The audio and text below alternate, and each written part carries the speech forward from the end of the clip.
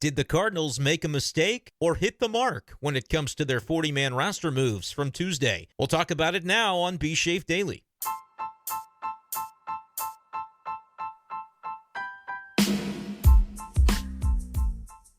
What's going on, everyone, and welcome into this edition of B-Schaeff Daily. Brenden Schaeffer with you. It is Wednesday, November 19th, 2025. Today on the show, we are talking about the St. Louis Cardinals and their 40-man roster maneuvering from Tuesday.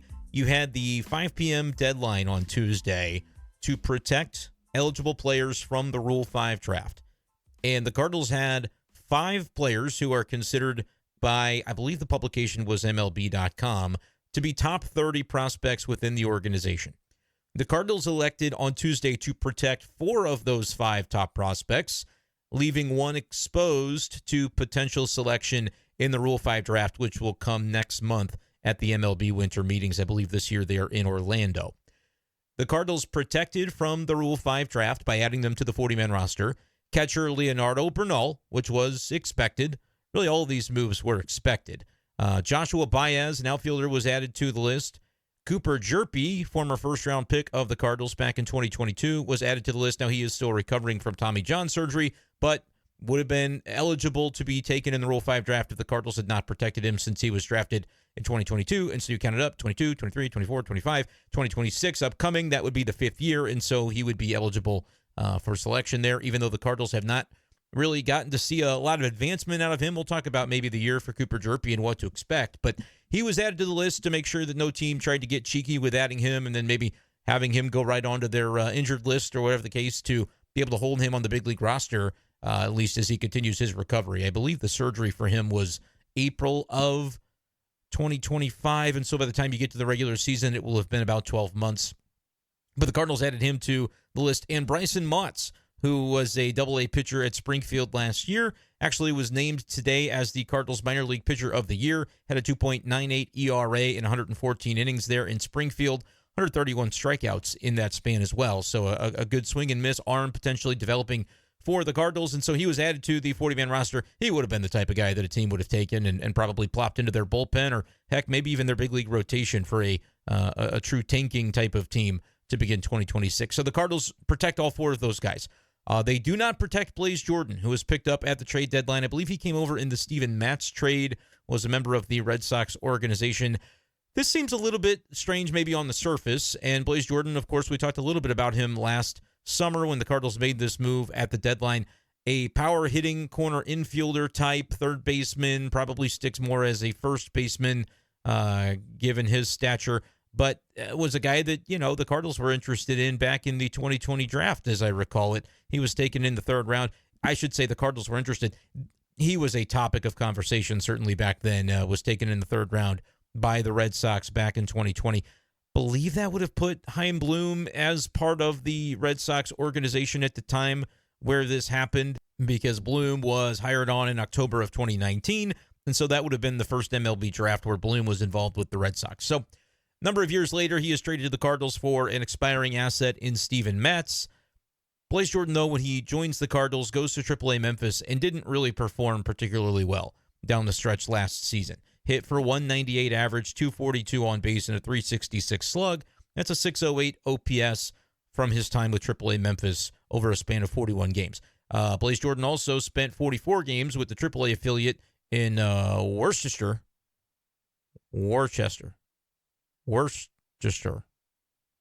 was in the AAA affiliate for the Boston Red Sox. 44 games, hit a 298 average, 341 on base, 480 slug. That's what the Cardinals were looking at when they traded for him. Decreased his OPS by over 200 points in a similar sample with the Cardinals. So whatever you make of that, I don't know. The Cardinals made of it to say, maybe either we're not necessarily thinking a big league team is going to claim him off of a performance like that. Now, he still had a 781 cumulative OPS last year between AA and AAA across the 3 cities in which he spent time. But maybe the Cardinals are saying, look, a team is not necessarily going to house Blaze Jordan on their big league roster for a full season as a result of that. Or they take the risk that a team does so, and he would end up in another organization. Maybe the Cardinals say, look, if that happens, it happens, but it was not worth more to us to put him on the 40-man than it was to risk that he would be exposed in this Rule 5 draft. So I honestly don't know if Blaze Jordan would be somebody taken. I would lean toward no, but I would say that even if he is selected, it's not necessarily the end of the world. Certainly, if he ends up going somewhere else and producing, then Cardinals fans will look back on that and say, oh, it's just like the Mozeliak era with letting these guys get away. You got nothing for Steven Matz as a result.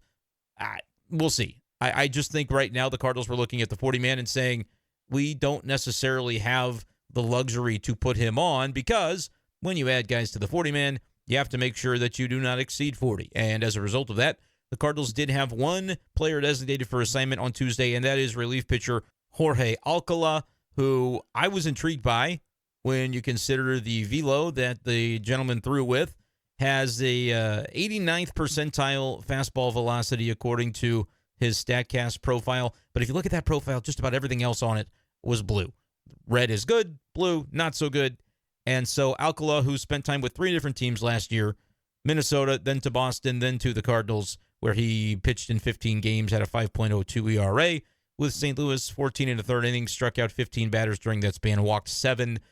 His walk rate pretty high for the season, 30 free passes permitted in 55 innings over the 2025 season for Alcala. So, yes, he was striking out 10 batters per 9, but he's also walking about 5 batters per 9.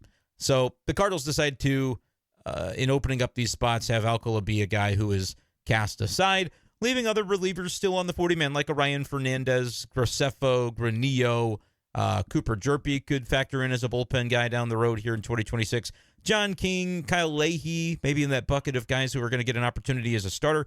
Bryson Montz, the lefty added now to the 40-man roster, could get a look in spring training to elevate toward a rotation spot, though I would expect him to begin the season in AAA after the minor league pitcher of the year spent the summer in Springfield this past season. Back to talking about relievers, though. Riley O'Brien, Nick Rackett, Takoa Roby, potentially a future reliever, though he had been pitching as a starter before he underwent his Tommy John surgery, so he'll be out for probably the majority, if not all, of 2026. Jojo Romero still around.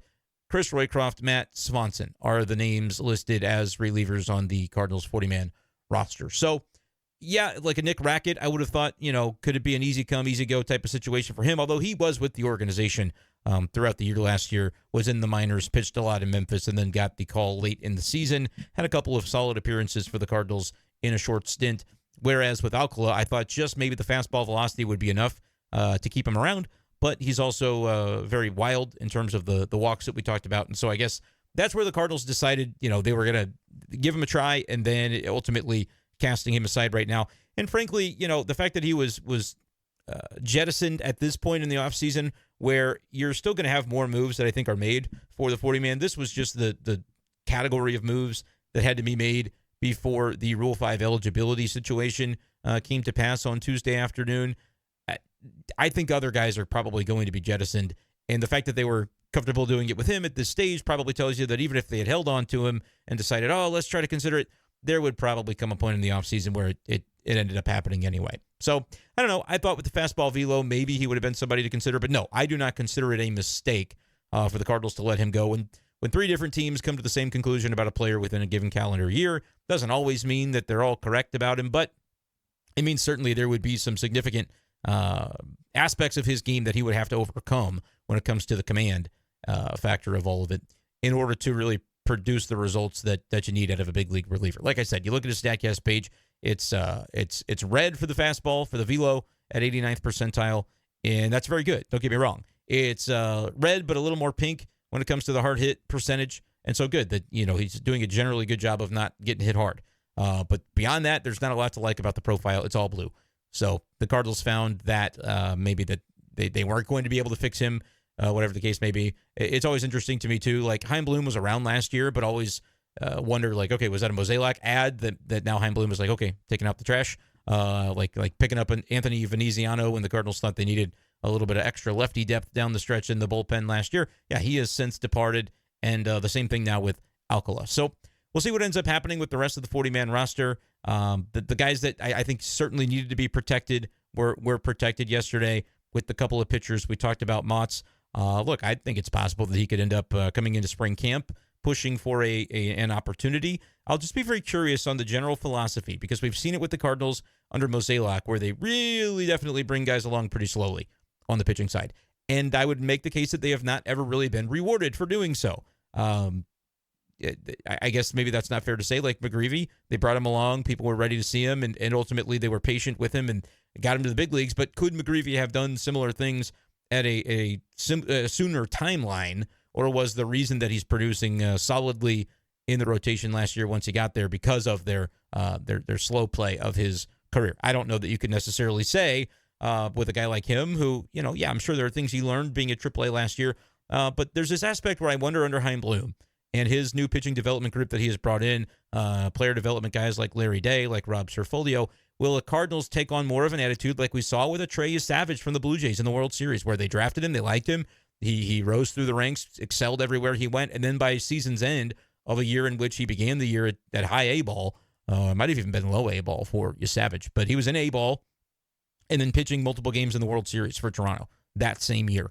I'm not saying that should be the norm for every pitcher, but I would say that there's maybe more that can be gleaned from that and learned from that if you are another organization like the Cardinals who could hopefully use a modernization of the way that they have done things. Because on the other end of the spectrum, and I'm not necessarily specifically blaming anybody for the player that I'm about to talk about, because I don't know. I don't know the factors that had gone into it. But with Cooper Jerpe, man, the Cardinals drafted him in 2022 in the first round. They were excited about him out of Oregon State, had pitched 3 years there. So it's not like you're talking about a high school arm that they went out and got. They drafted a college pitcher. It's now to the point where he's Rule 5 eligible, and we haven't even seen him sniff AAA, and he barely has pitched in AA. Now, Tommy John will do that to you. Had to have the surgery. But they were so careful with his innings for the first couple of years, and even when he would make a start, he would go 3 innings or 45 pitches, and then they'd call it a wrap.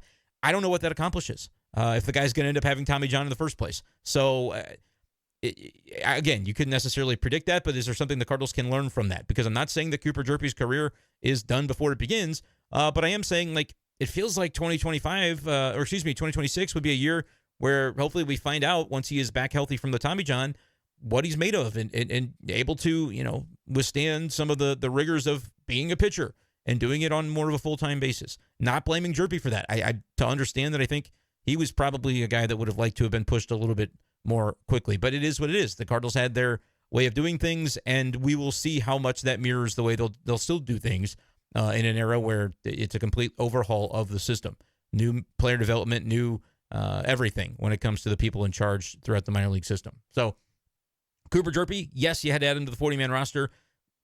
No, I don't really know, how quickly he's going to progress this year. But if they end up viewing him as more of a reliever than a starter, then sure, I think he could get to the big leagues by the end of the season. But again, I think he's probably got to go back to AA because he's only pitched 4 career games there before ended up getting hurt for the entirety of 2025. Had that surgery at the beginning of the season. So we'll see what that ends up being. But the right decision, of course, to add him to the list. The right decision for Bryson Motts. I'm excited to see what he looks like in spring.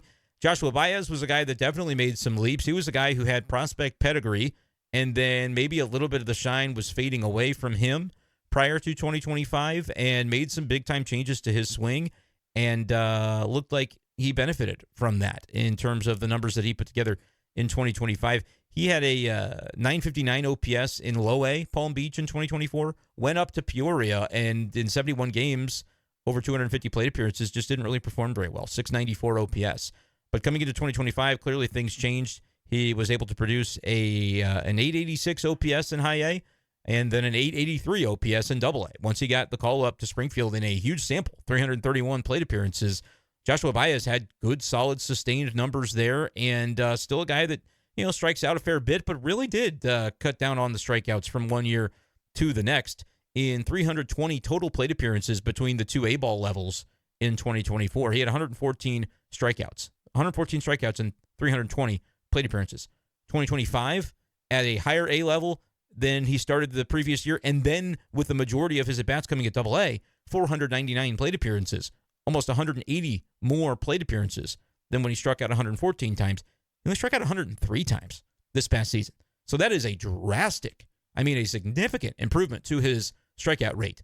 And the power was solid. The on-base numbers were really good, considering that, his on-base percentage held at 374 in Double-A Springfield. So, yeah, he's a guy that will be knocking on the door. I think we'll come into spring looking to get some attention. Anytime you're added to not the active roster, but the big league 40-man roster, that's the one that you're going to get more of that attention when you get to spring camp.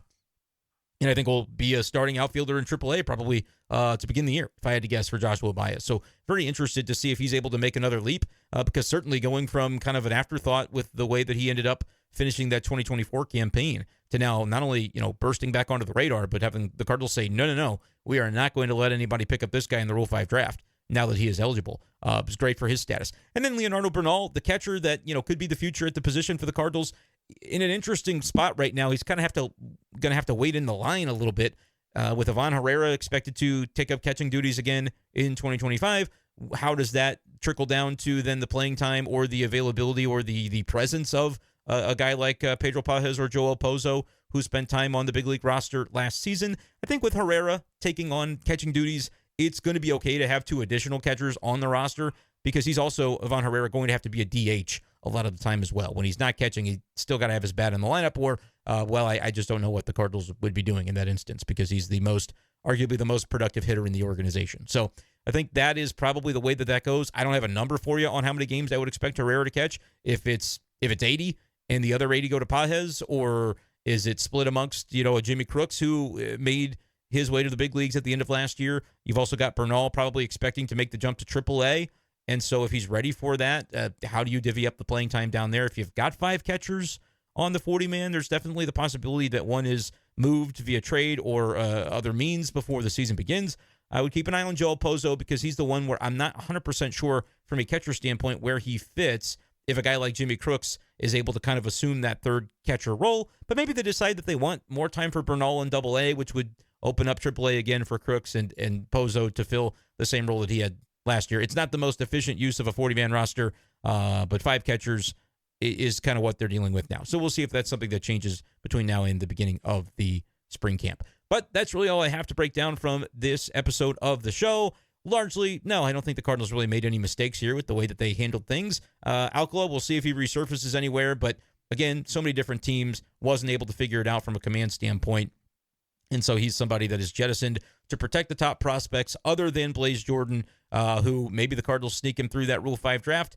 And if they don't, you're talking about a corner infielder who probably is more fit for first base defensively than third, which means you're competing with Alec Burleson. Still Wilson Contreras is around. A lot of kind of mouths to feed at that positional group. And I don't necessarily think they believe that Blaze Jordan would stick at third. I could be wrong about that. But maybe all that factoring into saying, all right, based on his 608 OPS in 40 games at Memphis last year, if somebody's ready to put that on their big league roster, more power to him. If not, we'll still have him around at AAA next year, just not on the 40-man. So we'll see what ends up coming with that. It'll be sometime in early December that the Rule 5 draft takes place at the winter meetings. But that's going to do it for this edition of the show. Hope you feel a little bit more informed about what was going on with all of those 40-man roster moves and what they mean for the Cardinals by listening to this show. So stay tuned for more. Hit that subscribe button. Appreciate you guys as always, and we will talk to you next time on B-Schaeff Daily. Peace.